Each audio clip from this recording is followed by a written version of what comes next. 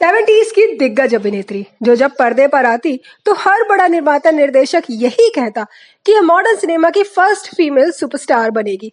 इस हीरोइन को महज 19 की उम्र में अपनी पहली ही फिल्म से नेशनल अवार्ड मिल चुका था बेस्ट एक्ट्रेस के लिए। वहीं इसने एक्टिंग के लिए गोल्ड मेडल भी हासिल किया। फिर आखिर क्यों इतनी बड़ी दिग्गज अभिनेत्री को गुमनामी में गायब होना पड़ा? आखिर क्यों करोड़ों कमाने वाली इस अभिनेत्री को पाई पाई के लिए मोहताज होना पड़ गया था?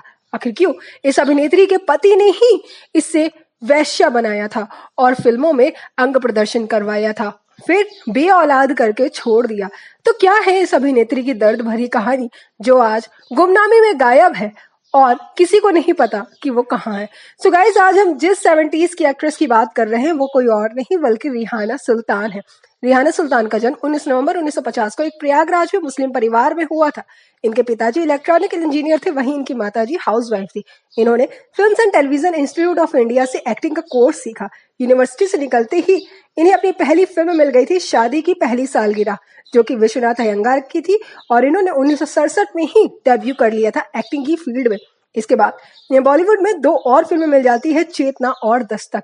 दरअसल गाइस, इन्हें पहले दस्तक मिली थी, लेकिन चेतना की रिलीज और उस मूवी का हर चीज दस्तक से पहले हो गया था। चेतना एक ऐसी लड़की की कहानी है जो गरीबी से जूझ रही होती है और गरीबी से तंग आकर के वो लड़की वैश्यावृत्ति को अपना लेती है, प्रोस्टिट्यूट बन जाती है। इस अभिनेत्री ने उस फिल्म को तो कर लिया बिना कोई परिणाम को सोचे समझे। काफी ज्यादा दौलत शोहरत मिलती है, रातों रात सुपरस्टार भी बन जाती है ये अभिनेत्री। और तो और कई सारे प्रोड्यूसर्स और डायरेक्टर्स का दिल भी आ जाता है इस अभिनेत्री के ऊपर। इसी दौरान 1970 में इनकी एक और फिल्म दस्तक भी रिलीज हो जाती है। इस फिल्म में वो संजीव कुमार के अगेंस्ट होती हैं और इस फिल्म में भी वो बोल्ड सीन करते हुए नजर आती हैं। लगातार 2 फिल्मों में बोल्ड सीन करना और इससे पहचान हासिल करने वाली इस अभिनेत्री को फिर लगातार बोल्ड सीन्स वाली फिल्में ही ऑफर होने लग जाती हैं।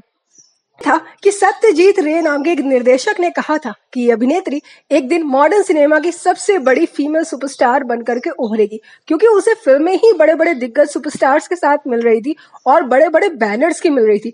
लेकिन सबसे ज्यादा मुश्किल वाली बात ये थी कि इन सारी फिल्मों में महज उसका ऑब्जेक्टिफिकेशन ही हो रहा था। सारे के सारे डायरेक्टर्स सिर्फ इस अभिनेत्री से अंग प्रदर्शन ही करवाना चाह रहे थे।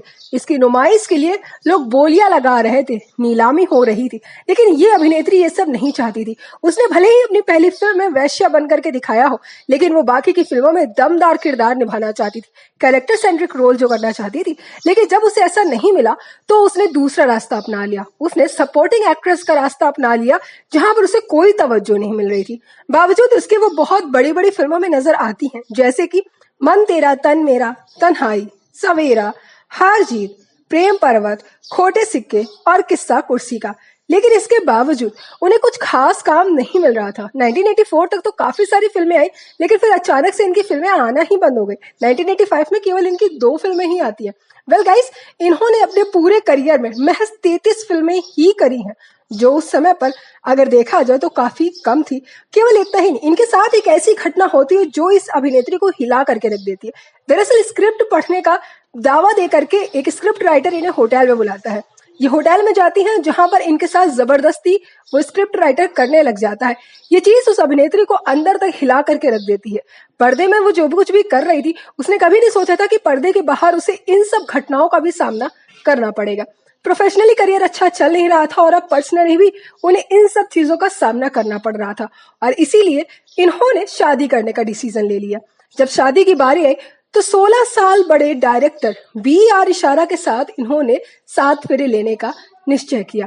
Well guys, B R. इशारा इनकी पहली फिल्म चेतना के डायरेक्टर भी थे।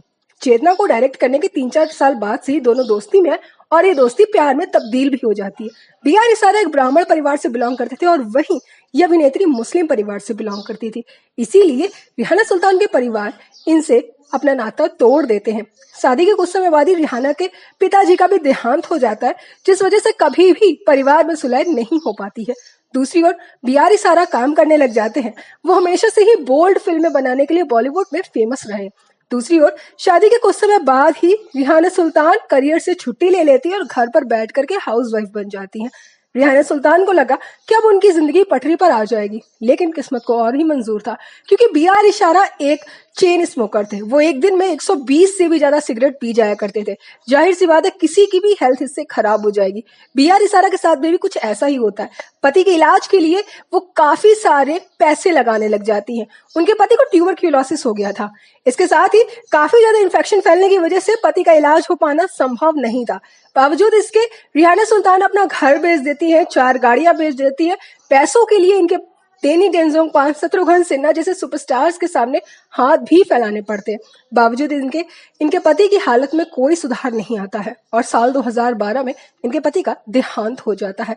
पति के मरने के बाद ये फाइनेंशियल क्राइसिस से तो घिर ही जाती है, क्योंकि इतना ज्यादा इन्होंने कर्ज ले रखा था। दूसरी ओर इनके पास कोई काम भी नहीं था, क्योंकि उन्होंने एक्टिंग छोड़े एक अरसा हो गया था। सारी की सारी प्रैक्टिस हाथ से निकल गई थी। अब करने को कुछ था भी नहीं।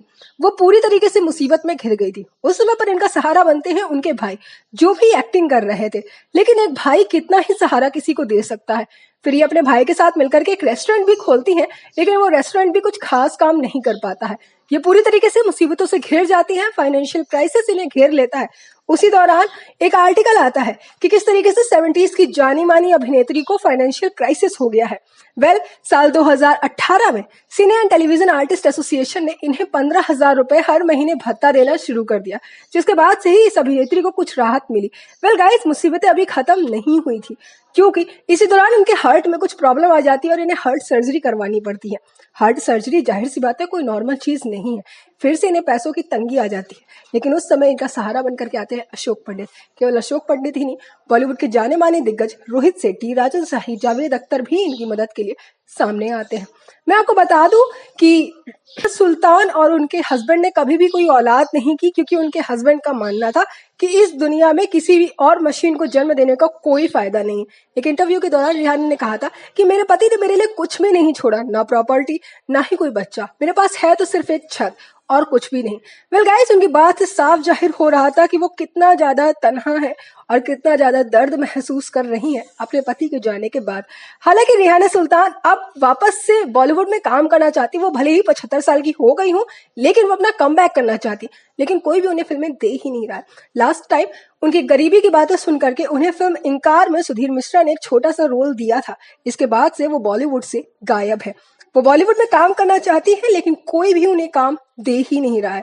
फाइनेंशियल क्राइसिस और बेरोजगार होना, दोनों ही मार उन्हें दोनों ही तरफ से झेलनी पड़ रही है। किसने सोचा था 70s में पोस्टर गर्ल के नाम से जानी जाने वाली इतनी मशहूर अदाकारा, जिसके पास अटैची लेकर के डायरेक्टर्स आते हो, लाइन लगाते हो, उसके पास आज कोई काम नहीं है।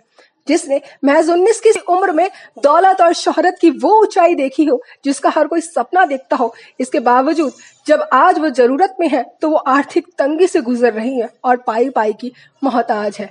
हालांकि गाइस, इस समय रिहाना सुल्तान हेल्दी है, ठीक है, बट इसके बावजूद वो अभी भी अपनी जिंदगी में आर्थिक तंगी से गुजर रही हैं और डिप्रेस्ड रहती हैं।